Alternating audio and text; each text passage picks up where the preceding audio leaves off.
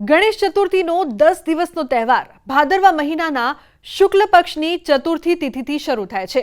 ગણેશ ચતુર્થીના દિવસે લોકો ગણપતિ બાપ્પાને પોતાના ઘરે લાવે છે અને વિધિ વિધાન પ્રમાણે તેમની પૂજા અર્ચના કરે છે। તો ચાલો આજે જાણીએ ગણેશ ચતુર્થીનું મહત્વ। ગણેશ ચતુર્થીના દિવસે લોકો ગણપતિ બાપ્પાને પોતાના ઘરે લાવે છે અને વિધિ વિધાન પ્રમાણે તેમની પૂજા અર્ચના કરે છે।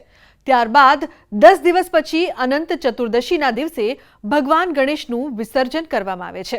જો કે ગણેશ વિસર્જન માટે અલગ અલગ નિયમો છે, જે અંતર્ગત બધા લોકો ગણપતિ બાપ્પાને 10 દિવસ સુધી રાખતા નથી।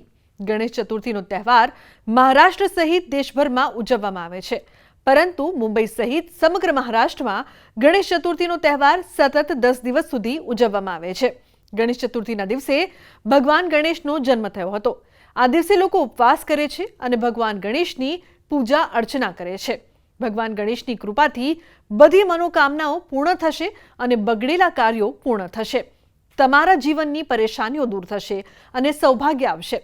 ગણપતિ બાપ્પાને બિરાજમાન કર્યા પછી વ્યક્તિએ તેમને ચોક્કસપણે પવિત્ર દોરો અર્પણ કરવો જોઈએ। આ સિવાય તેમની સામે કળશ સ્થાપિત કરવો જોઈએ। આ નિયમોનું પાલન કરો। ગણેશ ચતુર્થીના દિવસે ભગવાન ગણેશની જમણી સૂંઢવાળી સુંદર મૂર્તિ ઘરે લાવવી જોઈએ।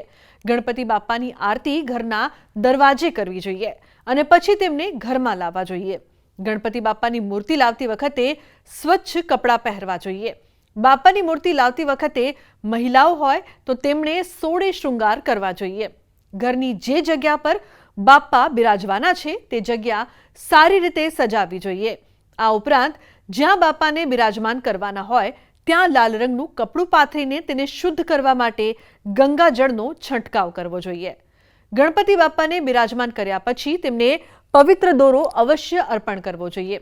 તેમની સામે કળશ સ્થાપિત કરવું જોઈએ। ભાદરવા મહિનાના શુક્લ પક્ષના ચતુર્થીના દિવસે ગણેશ ચતુર્થી આવે છે। ગણેશ ચતુર્થી ભગવાન ગણેશજીના જન્મોત્સવ નિમિત્તે મનાવવામાં આવે છે। ગણેશ એટલે ગણોના ઈશ્વર, જેટલો પણ સમૂહ છે એમાં જે મુખ્યત્વે હોય એને ગણેશ કહેવાય। ભગવાન ગણેશજી વિઘ્નોના નાશ કરતા દેવ છે।